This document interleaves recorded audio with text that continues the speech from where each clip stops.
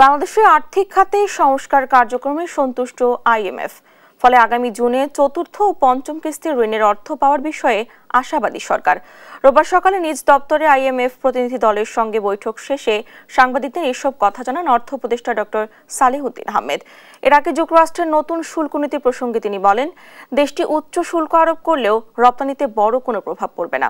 জানাতুল মোহনার প্রতিবেদন, জানাচ্ছেন নাফিয়া ফারজানা।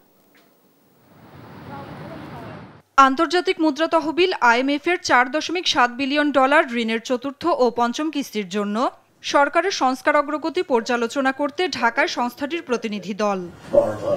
এরই অংশ হিসেবে রোববার সকালে সচিবালয়ে প্রতিনিধি দলের সঙ্গে বৈঠক করেন অর্থ উপদেষ্টা।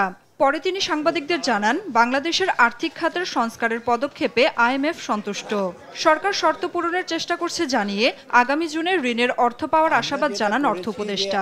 এটা আশাবাদী, ওরা বলছে আমরা দেখবো, যাওয়ার পর তো আমি এপ্রিলে যাব 19 তারিখে, তারপরে আমরা ওরা মে জুনের দিকে মিটিং হলে তখন আমরা এই রিভিউর উপরেই তাদের রেকমেন্ডেশন।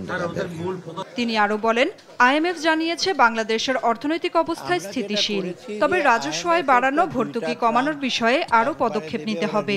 চলতি মাসে সংস্থাটির সদর দপ্তরে যাওয়ার কথাও জানান অর্থ উপদেষ্টা। ইকোনমি বলেছে মোটামুটি এখন things are stable, things are moving to the right direction, কিন্তু এই রিভিউর পর একটু দেখবে। ওরা বলছে উই আর স্যাটিসফাইড যে বাংলাদেশ ইকোনমি এখন তো স্টেবল আছে আর কি। বাট এইটার আগে ওরা তো আরো থরো এক্সারসাইজ করে বাকি ডিটেইল জিনিসগুলো দেখবে। এর আগে যুক্তরাষ্ট্রের শুল্ক আরোপ প্রসঙ্গে সাংবাদিকদের সঙ্গে কথা বলেন তিনি। জানান, যুক্তরাষ্ট্রের আরোপ করা উচ্চ শুল্ক হার রপ্তানিতে তেমন কোনো প্রভাব পড়বে না। ইউএস এর সাথে আমাদের তেমন কিছু হবে না। আমরা খুব বেশি পড়বে না, একেবারে যে পড়বে না তা না, আমরা ওটা দেখবো কিভাবে পুষিয়ে নেওয়া যায়। জানান, আমদানি বৃদ্ধির মাধ্যমে বাণিজ্য ঘাটতি কমানোর উদ্যোগ নেওয়া হচ্ছে। পাশাপাশি দেশটি থেকে আমদানি করা পণ্যের বাড়তি শুল্ক ও ট্যারিফ কমানোর বিষয়ে আলোচনা চলছে।